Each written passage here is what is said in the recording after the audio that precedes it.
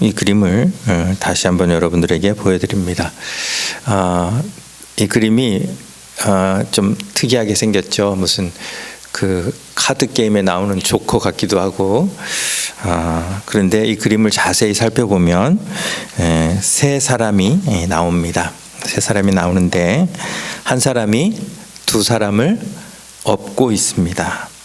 업힌 두 사람은 옷도 잘 입고 또 얼굴빛도 아주 좋습니다. 반면 그 밑에서 두 사람을 업은 노인은 가만 보면 옷도 찢어졌고요. 또 신발도 찢어져 가지고 흘러내립니다. 자, 그런 상태로 손에는 곡괭이를 들고 일하고 있습니다. 이 세 사람의 소지품은 그들의 신분을 나타내는데요. 잘 안 보이시죠? 뒤에 앉으신 분들은 더 안 보이실 것 같긴 한데, 제일 맨 아래 노인은 곡괭이를 들고 있습니다.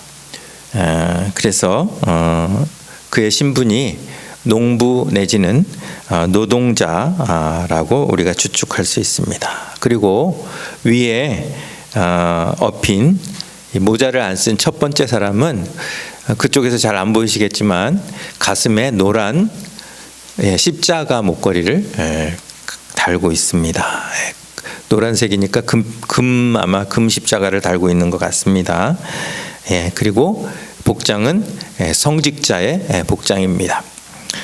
그리고 그 뒤에 타고 있는 사람은 칼을 차고 있는데 그의 화려한 복장으로 보아 높은 신분의 귀족으로 보입니다.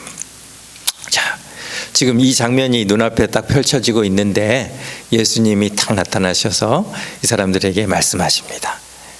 수고하고 무거운 짐진 자들아 다 내게로 오라. 내가 너희를 쉬게 하리라. 자, 그렇다면 이 셋 중에 누가 가장 기뻐하며 나오겠습니까? 할아버지가 나오겠죠. 등 위에 앉은 두 사람은 예수님의 그 부르심이 귀에 별로 들어오지 않을 겁니다. 왜냐하면 이미 등 위에 앉아서 편히 쉬고 있기 때문입니다. 하지만 이 두 사람을 업고 있는 이 노인에게는 예수님의 그 부르심이 이 세상 그 어떤 목소리보다 달콤하게 느껴질 것입니다. 자, 이 그림은 1700년대, 그러니까 18세기죠. 1700년대 프랑스 혁명이 일어나기 직전의 상황을 그린 그림입니다. 자, 프랑스 혁명 여러분도 다 들어보셨을 텐데요. 이 프랑스 혁명은 인류 역사상 매우 중요한 의미가 있는 사건입니다. 국가 정치가 왕정, 봉건 제도에서 벗어나서 민주주의로 나아가는 기초가 된 그러한 사건이기 때문입니다. 이 프랑스 혁명에 대해서 제가 역사에 대해서 잘 알지는 못하지만 잠깐 소개를 하자면 이 앙시앙 레짐이라는 이 단어를 그냥 지나갈 수는 없습니다. 왜냐하면 영어로 보면 ancient regime 이렇게 되죠. 그래서 한국말로 번역하면 구체제, 구제도 이런 뜻입니다. 앙시앙 레짐. 그런데 이 한국에도 양반 상인 이 제도가 있었잖아요. 그것처럼 프랑스에도 이 앙시앙 레짐이라는 제도가 있었는데 그 제도 하에 신분이 제1신분, 제2신분, 제3신분으로 이렇게 나뉘게 되었습니다. 근데 제1신분은 성직자, 그리고 제2신분은 귀족, 그리고 제3신분은 노동자, 또 상인 계층, 농민이었다는 것입니다. 자, 그러면 앞에 보셨던 그림이 이제 좀 이해가 되시죠? 자, 지금 성직자와 귀족이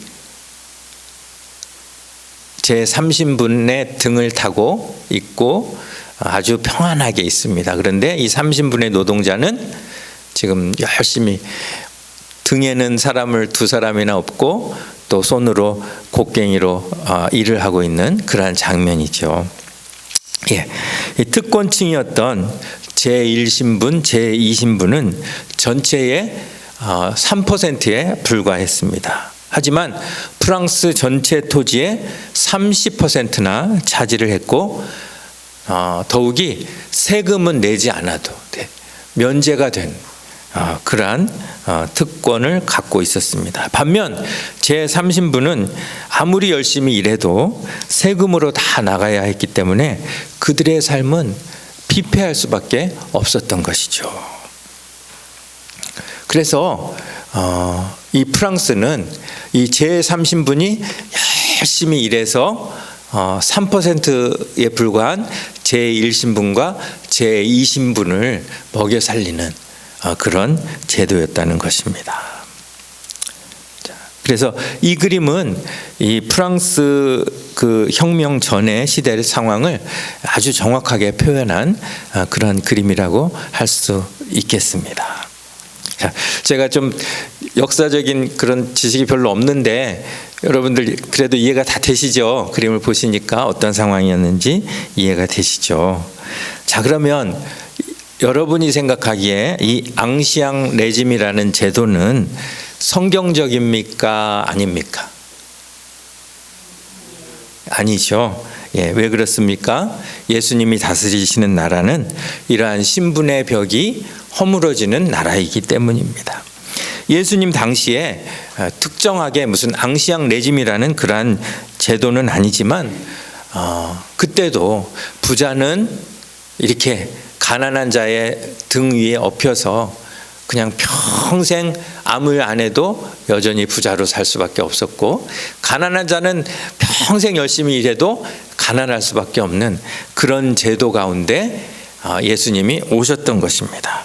자, 그렇다면 예수님이 수고하고 무거운 짐진 자들아 다 내게로 오라 내가 너희를 쉬게 하리라 이렇게 말씀하셨는데, 예수님이 지금 말씀하시는 그 대상, 수고하고 무거운 짐진 자들은 누구일까요? 만약에 1신분, 2신분, 3신분이 그때도 있었다면 누구였을까요? 3신분, 그렇죠. 예. 그래서 예수님이 늘 가까이 하셨던 사람들이 누굽니까? 죄인, 세리, 창녀, 병든 자, 약한 자. 온갖 수고와 무거운 짐을 지고 있는 사람들이었습니다. 그들을 향해 예수님은 다가가셔서 너희가 그렇게 무거운 짐을 지지 않아도 되는 나라가 있다. 이게 바로 예수님이 이 땅에 오셔서 우리에게 주신 하나님 나라예요. 그런데 이게 그냥 갑자기 툭 튀어나온 게 아니에요. 이러한 나라를 만드시는 것은 하나님이 오래전부터 계획하셨던 그런 나라였다는 것이죠. 그래서 이사야 61장 1절과 2절 말씀, 메시아를 예언하는 그런 말씀이죠. 한번 같이 읽어볼까요? 주 여호와의 영이 내게 내리셨으니 이는 여호와께서 내게 기름을 부으사 가난한 자에게 아름다운 소식을 전하게 하려 하심이라. 나를 보내사 마음이 상한 자를 고치며 포로된 자를 자유를, 갇힌 자에게 노임을 선포하며 여호와의 은혜의 해와 우리 하나님의 보복의 날을 선포하여 모든 슬픈 자를 위로하는 나라가 하나님의 나라라는 거예요. 그 나라를 이루시기 위하여 예수님이 오셨다는 거예요. 그런데 여기 이사야가 주로 말하는 대상이 누굽니까? 자, 메시아가 오셔서 나라를 이루시면 가장 큰 변화를 누릴 대상이 누굽니까? 가난한 자, 마음이 상한 자, 포로된 자, 갇힌 자. 앙시앙 레짐으로 따지면 3번, 3신분. 그래서 하나님 나라는 가장 현격하게 3신분, 사람에게 임하는 나라라는 것이죠. 그런데 이게 그냥 한 군데서만 이야기한 것이 아니라 계속해서 하나님 나라가 이런 나라라는 것을 성경은 계속해서 소개하고 있어요. 자, 마리아가 예수님을 잉태하고 나서 이제 주님을 찬양하는 그러한 말씀이에요. 누가복음 1장 46절 마리아가 이르되 내 영혼이 주를 찬양하며 이렇게 시작하는 이 찬양가죠. 찬양가인데 여기에도 예수님으로 인하여 바뀔 세상을 이야기하고 있어요. 50절부터 우리 한번 같이 읽어보겠습니다. 시작. 긍휼하심이 두려워하는 자에게 대대로 이르는도다. 그의 팔로 힘을 보이사 마음의 생각이 교만한 자들을 흩으셨고 권세 있는 자를 그 위에서 내리치셨으며 비천한 자를 높이셨고 줄이는 자를 좋은 것으로 배불리셨으며 부자는 빈손으로 보내셨도다. 이 예언에 의하면 예수님 때문에 형편이 좋아질 사람과 오히려 형편이 나빠질 사람이 현격하게 구분이 되고 있죠. 자, 앙시앙 레짐의 기준으로 봤을 때, 자, 형편이 나빠질 사람 누굽니까? 1신분이나 2신분에 있는 사람들이에요. 그래서 마음의 생각이 교만한 자들, 권세 있는 자, 부자, 이러한 사람들은 흩어지고 또 내리침을 당하고 또 빈손으로 보냄을 받게 돼요. 그런데 반면에 제3신분에 있는 사람, 즉 두려워하는 자, 비천한 자, 줄이는 자는 어떻게 됩니까? 긍휼히 여기심 받고 또 높임을 받고 배부름을 얻게 된다는 것이에요. 이것이 예수님이 우리에게 베풀어 주신 그 나라예요. 이 그림에 있는 것처럼 이 노동자가 등 뒤에 있는 사람들을 다 내려놓고 모두가 평등한 입장에서 일하고 모두가 평등한 입장에서 즐길 수 있는, 누릴 수 있는 그런 나라가 예수님의 나라라는 것이죠. 자, 그런 의미에서 이 약 1000년 동안 프랑스에서 이 앙시앙 레짐이 이렇게 이어지고 왔다는 것이죠. 그런데 프랑스 혁명이 일어나면서 이 제도가 깨져버렸어요. 그러면 이게 바람직한 혁명입니까? 바람직하지 않은 혁명입니까? 바람직하죠. 그래서 우리가 겉으로 보기에는 예수님이 이루시는 나라와 매우 유사한 이상과 동기로 프랑스 혁명이 시작된 거예요. 백성들을 돌보고 사랑했어야 할 성직자들이 오히려 자신의 지위를 이용해서 가난하고 불쌍한 자들을 더욱 착취하는데 혈안이 되어 있었던 그런 봉건제도, 군주제도를 깨부순 사건이 프랑스 혁명이기 때문입니다. 그래서 오늘날 대부분의 나라의 정치 체제는 프랑스 혁명의 산물이라고 해도 과언이 아닙니다. 우리가 사는 미국도 왕정이 아니잖아요. 그렇죠? 봉건제도가 아니잖아요. 모두가 평등한 그런 사회입니다.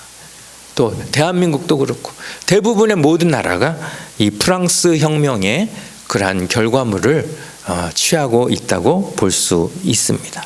그렇지만 이 프랑스 혁명을 무조건 지지만 할 수 없는 이유가 뭐냐면 방법이 성경적이지 않았어요.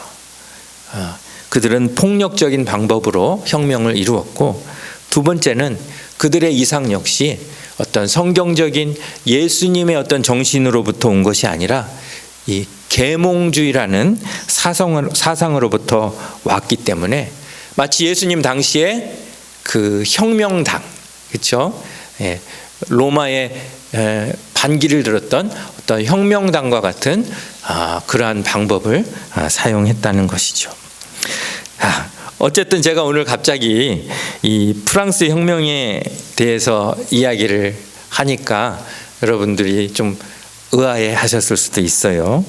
자, 그런데 제가 이렇게 프랑스 혁명에 대해서 말씀을 드리는 이유는 여러분이 잘 아시는 이 빅토르 위고의 소설 이 레미제라블이라는 소설 여러분 잘 아시죠? 근데 이 레미제라블의 배경이 바로 프랑스 혁명이기 때문이에요. 레미제라블의 주인공은 누구죠? 장발장이에요. 장발장. 그런데 이 장발장이 아직 등장하기 전에 가장 먼저 나오는 사람이 이 미리엘 주교라는 사람이에요. 주교, 성직자. 예. 예. 이 미리엘 주교는 장발장이 훔친 그 은그릇뿐만 아니라 은촛대까지 내어준, 그래서 도둑도 또 폭도들도 존경에 마지 않는 그러한 성자였습니다. 그런데 이 소설 초반부에 장발장이 나오기 전에 미리엘 주교는 한 혁명가를 만납니다. 혁명가 이름은 그냥 지예요. 지라는 사람이에요.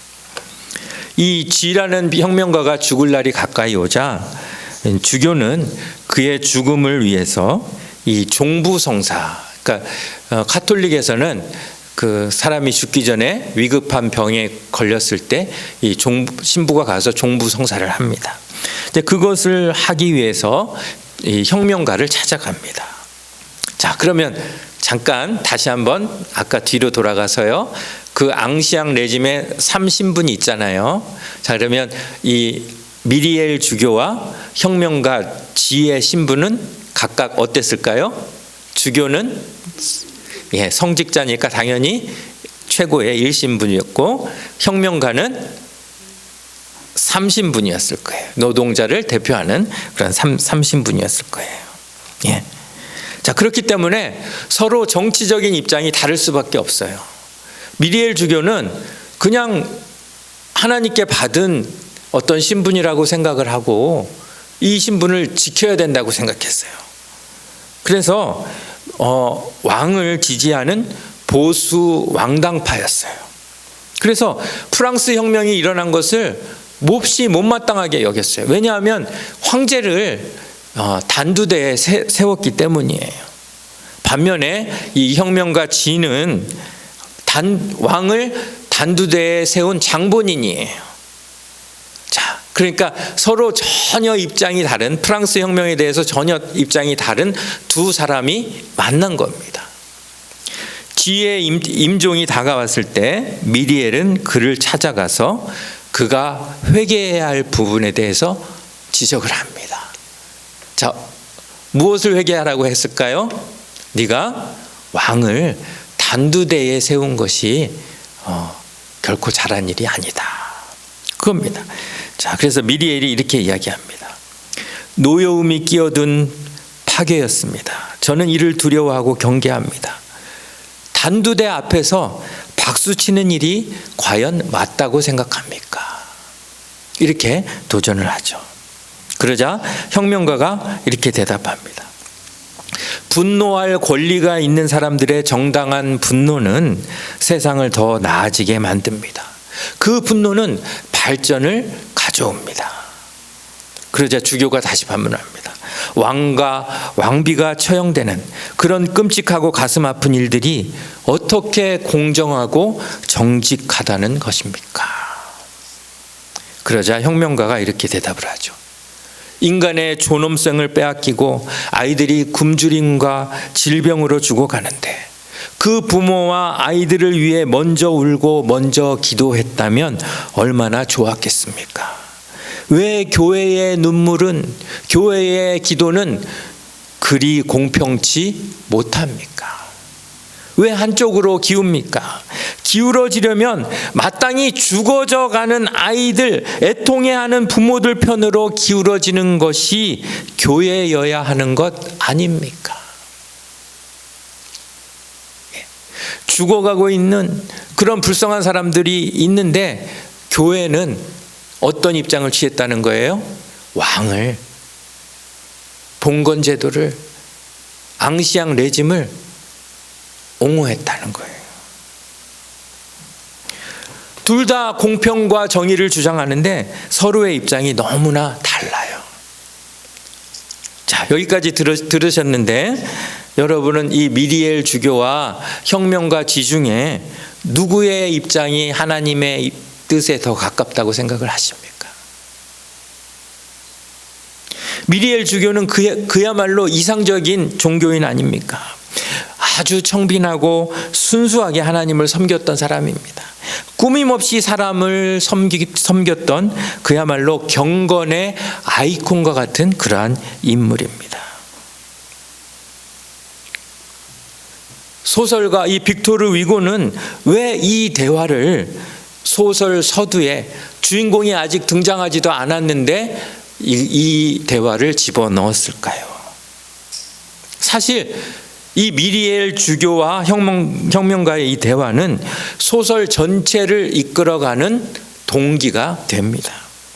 만약 이 만남이 없었다면 미리엘 신부는 이 앙시앙 레짐에 의해 제3신분인 범죄자 장발장을 고발하고 그를 감옥에 보내거나 단두대에서 처형하는 것이 정의라고 생각했을 것입니다.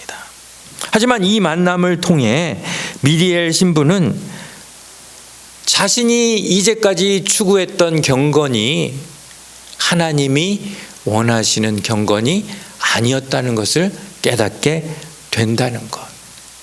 그것이 지금 빅토르 위고가 소설을 읽는 사람들에게 던지는 메시지입니다.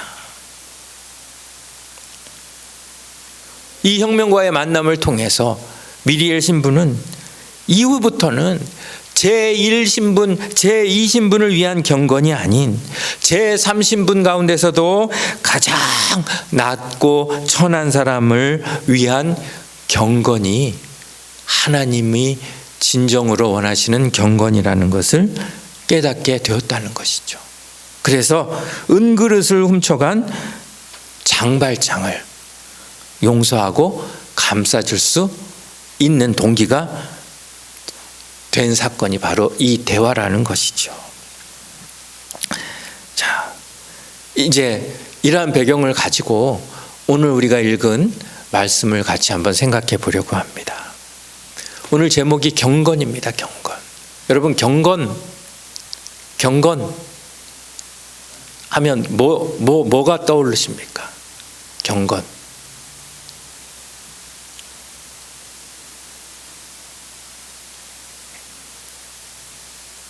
경건하면 대부분은 이 미리엘 주교 같은 중세 수도사들을 떠올리게 될 것입니다.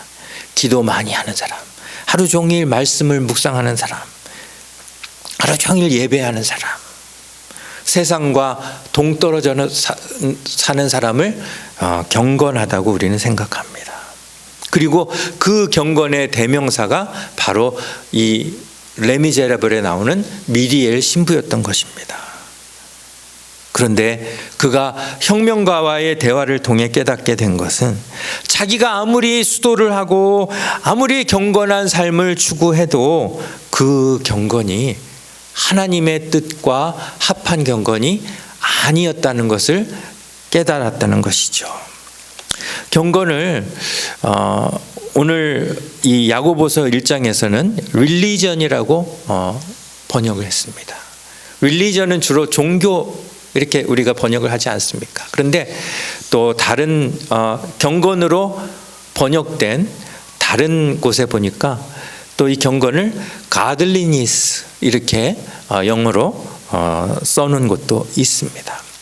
그래서 저는 오늘 가들리니스에 대해서 한번 생각을 해보려고 합니다. 가들리니스.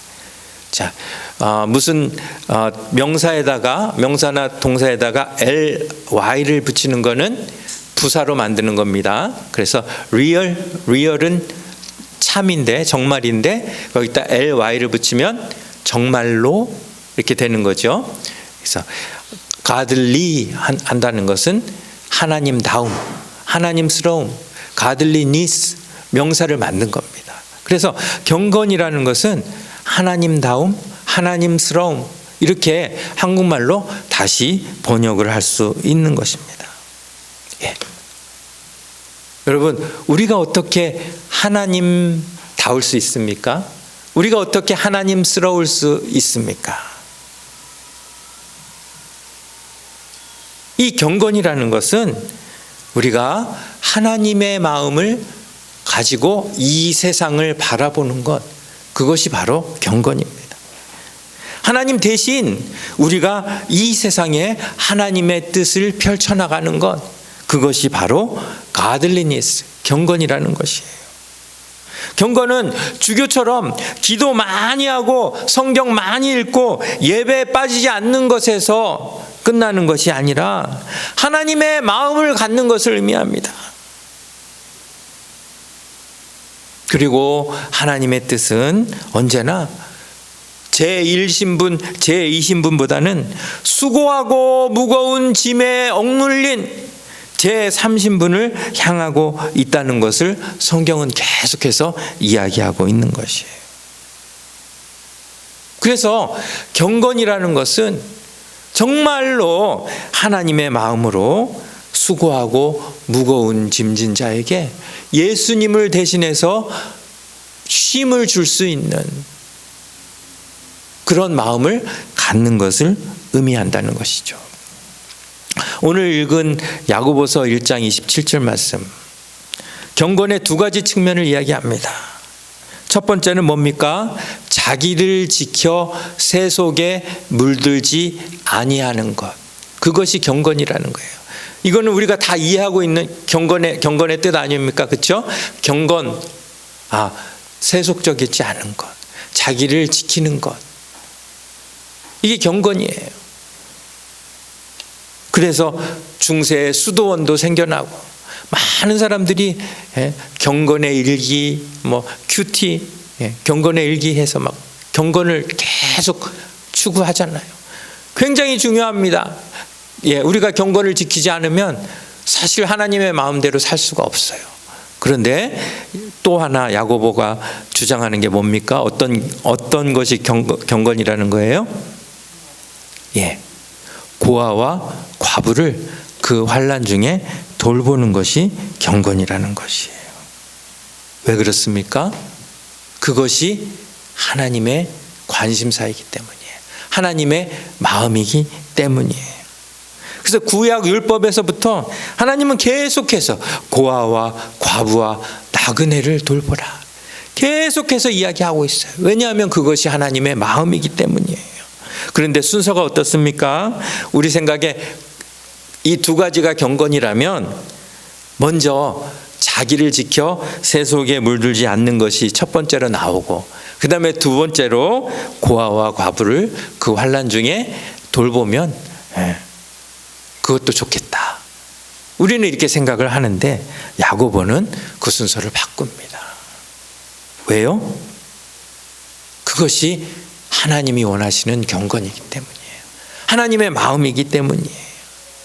사실 영어 이 가들리니스를 생각한다면 이 순서가 맞는 것 같아요. 자, 그림을 다시 보세요. 저 제3신분의 노인이 자기 때문에 그렇게 부당한 일을 겪으며 힘들어하고 있는데 그 등에 타고 앉아서 자기를 지켜 새 속에 물들지 않게 하는 그러한 경건을 하나님이 너 참 경건하다 인정해 주시겠느냐 말입니다.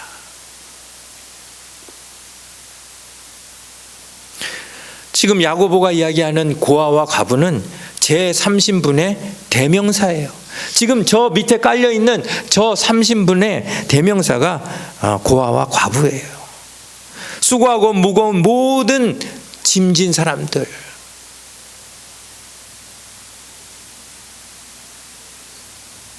그 사람을 타고 앉아서 아무리 자기를 지켜 새 속에 물들지 않는 노력을 한다 한들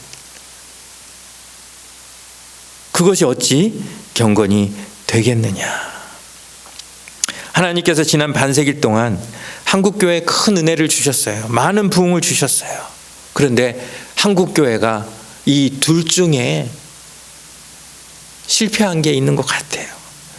자기를 지켜 새 속에 물들지 않는 것에는 집중을 해서 모든 성도들이 노력을 많이 했어요.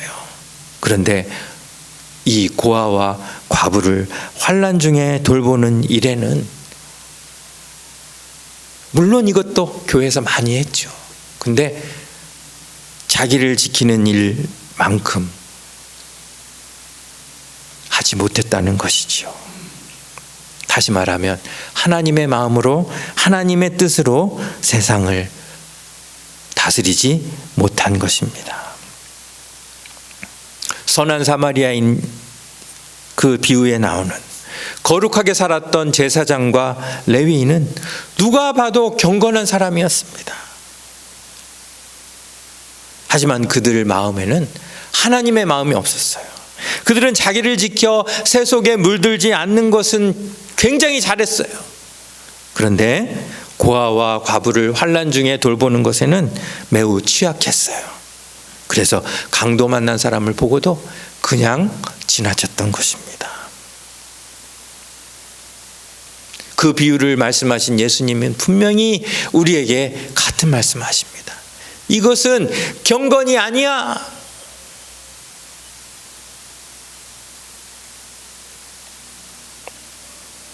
그런데 이 레미제라블에 나오는 미리엘 주교도 또 한국교회도 이와 같은 일을 계속해서 반복하고 있다는 것이죠.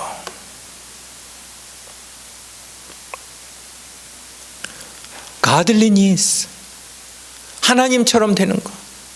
내가 무엇인데 하나님은 도대체 나에게 하나님처럼 살라고 하셨을까요? 내가 어떻게 하나님처럼 될 수 있을까요?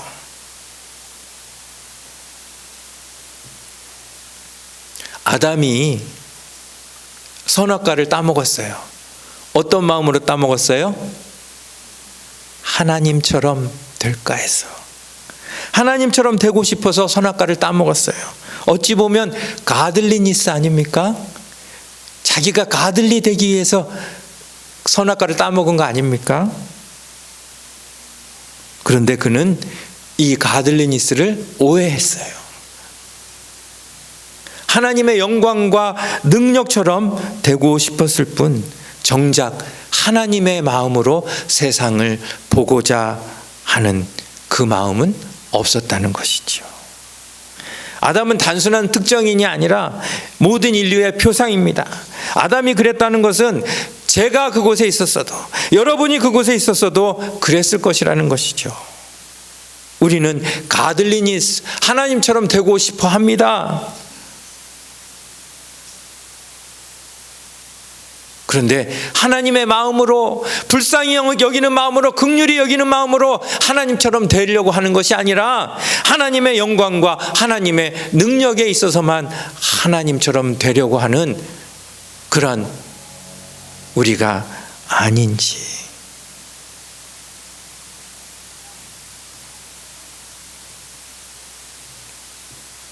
정말 오늘 이 말씀처럼 저와 여러분이 경건을 이룰 수 있기를 원합니다. 가들리니스를 이룰 수 있기를 원합니다. 그런데 그 가들리니스가 어떤 가들리니스냐? 지금 이렇게 고통받고 있는 제3자가 3신분이 이렇게 있는데 그저 그 등 위에 타고서 나 혼자 잘하고 있다, 거기에 만족하는 그러한 경건이냐? 아니면 그것보다 더 우선적으로 하나님의 마음으로 세상을 바라볼 수 있느냐? 거기에 저와 여러분들의 경건의 성취 여부가 달려 있다고 볼 수 있는 것입니다. 여러분, 우리의 삶 가운데는, 우리가 살고 있는 이 사회에는 이런 불공평이 없을까요? 이런 불공평이 눈앞에 그림처럼 이렇게 펼쳐져 보이는데 나 혼자만 새 속에 물들지 않도록 하는 경건은 아무 소용없는 경건입니다. 하나님의 마음으로 예수님이 손이 되어 수고하고 무거운 짐진 자들에게 쉼을 줄 수 있는 참으로 경건한 성도, 참으로 경건한 길교회가 될 수 있기를 바랍니다. 제 딸이 PA 스쿨을 들어갔어요. 피지션스 어시스턴트 PA 스쿨을 들어갔는데 이제 처음으로 6주 학기를 끝내고 집에 어제 돌아왔어요. 근데 이 한 주는 이제 오리엔테이션하고 5주 동안 이제 수업을 했는데 첫 수업인데 시체 해부를 했대요. 그래가지고 이 5주 내내 막 하루에 7시간씩 막 가가지고 시체 해부실에서 막 다 해부를 했대요. 암 걸린 시체를 그 암을 다 긁어내고 막 이런 그 근육이랑 뭐 신경이랑 핏줄이랑 이런 걸 다 잘라내고 그렇게 해부를 했다는 거예요. 그래가지고 이제는 아빠 다리를 봐도 그 안에 뭐가 있는지 다 알겠다는 거예요. 그러면서 이제 얘기를 쭉 하더라고요. 그런데 한 반에 27명인데 자기가 한 대여섯 번째 정도로 나이가 많대요. 다들 대부분이 대학 갓 졸업하고 오든지 한 1년, 2년 있다 쉰 사람이고, 나이 제일 많은 사람은 35살이고 자기는 28인데 한 자기보다 나이 많은 사람이 한 5명 정도 된대요. 그런데 이 사람들은 이제 뭐 다이어티션, 그러니까 영양 식이요법 하는 그런 사람도 있고, 뭐 스포츠 메디슨 하다가 온 사람도 있고, 근데 이제 PA로 나중에 자기 그 커리어를 바꾸겠다 해가지고 이제 들어온 거예요. 그랬는데 10년 넘게 이제 공부를 안 하다가 공부를 하려니까 얼마나 힘들겠어요.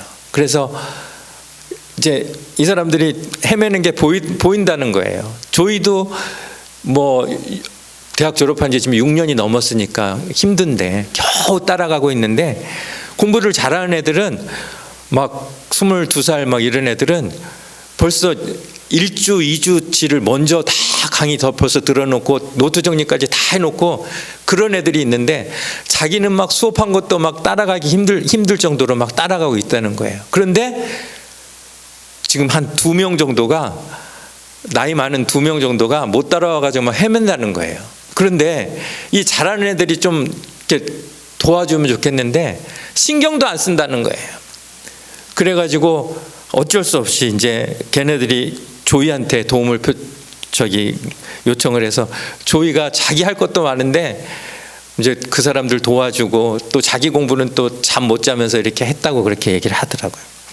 그런데 그 못하는 사람 중에서 이제 차가 망가져가지고 차를 이제 맡겨야 됐대요. 그래서 라이드가 없는데 같은 아파트에 사는 애들이 많이 있는데 아무도 라이드를 안 주더라는 거예요. 그러면서 자기들 공부하느라고 막 그냥 아예 신경도 안 쓰고, 그러면서 이제 요청을 하면 또 굉장히 나이스하게 그렇게 얘기를 한다는 거예요. 그런데 요청을 했을 때만 그렇고 마음으로는 전혀 도와주고 싶은 그러한 마음이 없는 것이 보이더라는 거예요. 그런데 중요한 것은 안 도와주는 그 몇몇 애들이 몇 안 되는 크리스찬이라고 밝힌 애들이라는 거예요. 그런데 오히려 뭐 자기는 동성애자다 뭐 이렇게 그런 애들이 오히려 훨씬 더 도와주고 더 마음이 열려 있다라는 그런 이야기를 하더라고요.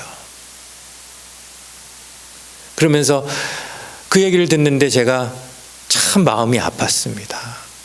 우리 성도들이 정말 크리스찬이라고 하면서 우리가 정말 하나님의 앞에서 이루려고 하는 그 경건, 다른 사람들 지금 막 헤매면서 막 그렇게 있으면 도와줘야 하는 그러한 경건인데 자기만 잘 나가는 그러한 경건, 그것이 우리가 추구하려는 경건이 아닌가, 한번 그런 생각을 해봤습니다. 자, 오늘 이 말씀 다시 한번 우리 한번 같이 읽고 마치겠습니다. 하나님이 원하시는 경건이 무엇인가, 그리고 내가 이루려는 경건이 무엇인가, 그걸 생각하면서 우리 야고보서 1장 27절 말씀 같이 읽겠습니다. 시작. 하나님 아버지 앞에서 정결하고 더러움이 없는 경건은 곧 고아와 과부를 그 환난 중에 돌보고 또 자기를 지켜 새 속에 물들지 아니하는 그것이니라. 아멘.